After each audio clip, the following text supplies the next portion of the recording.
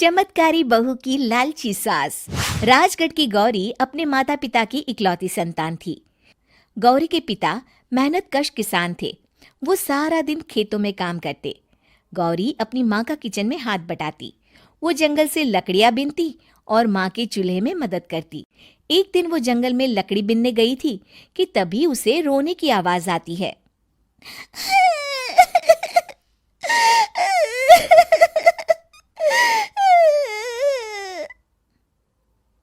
अरे, यहाँ कौन रो रहा है? इस जंगल में भला किसी के रोने की आवाज? जरूर कोई जंगल में फंस गया होगा।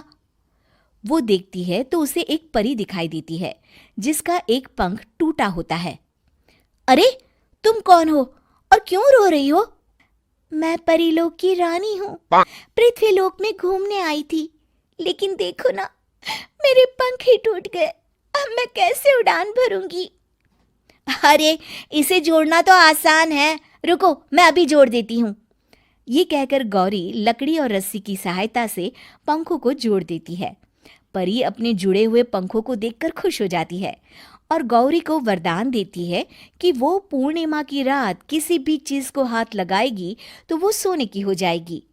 लेकिन गलती से अगर उसने किसी इंसान को छू लिया तो वो अगली पूर्णिमा तक सोने का ही रहेगा। गौरी घर आती है और सारी बात अपने माता पिता को बताती है। गौरी की माँ उसे कहती है, तू भी ना गौरी, सारा दिन परियों की कहानियां पढ़कर स्वप्न लोक में ही रहती है। नहीं माँ, मैं सच बोल रही हूँ।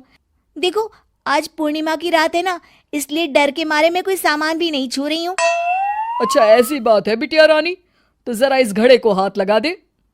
गौरी घड़े को जैसे ही हाथ लगाती है वो सोने का हो जाता है। गौरी के माता पिता घड़े को देखकर हैरान रह जाते हैं। अगले दिन गौरी के पिता उस घड़े को सुनार के पास बेचने जाते हैं तो रास्ते में उन्हें कंचा काकी मिलती है। वो सोने का घड़ा देखकर गौरी के पिता से पूछती है, अरे गौरी के बापू, ये पीतल तो बड़ा चमक रहा है। अरे काकी, ये पीतल नहीं, सोना है, सोना। बेचने ले जा रहा हूँ। अरे, कहीं कोई लॉटरी लग गई है क्या? इतना सोना?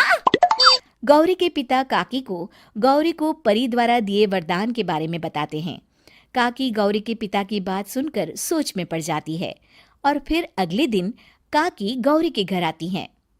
गौरी के बापू, तुम्हारे लिए मैं एक खुशखबरी लाई हूँ। तभी गौरी की माँ पूछती है, क्या खुशखबरी है काकी? अरे, तुम्हारी बेटी का रिश्ता मैं अपने बेटे से करना चाहती हूँ।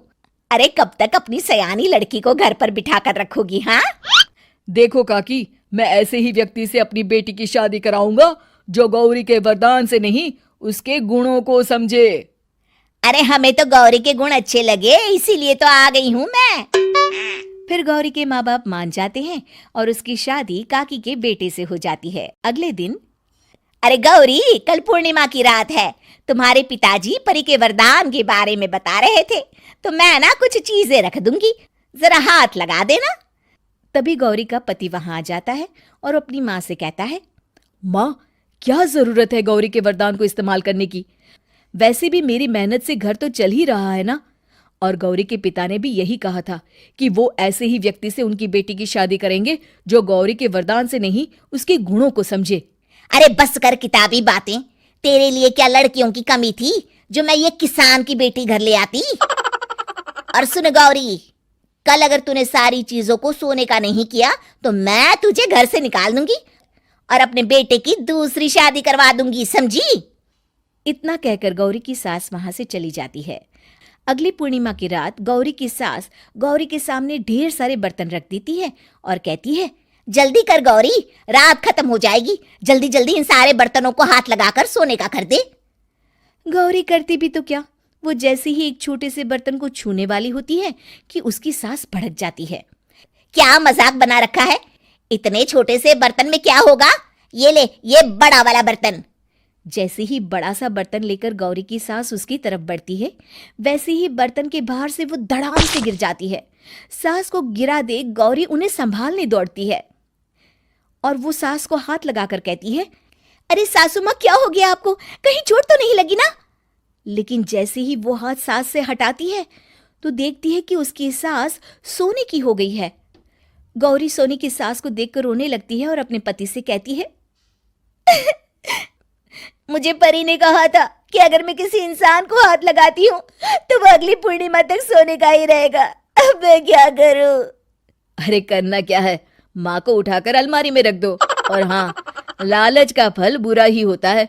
ज्यादा बड़े बर्तन को सोने का बनाने के चक्कर में माँ का ये हाल हुआ है। ये कहकर वो दोनों माँ की तरफ देखने लगते हैं।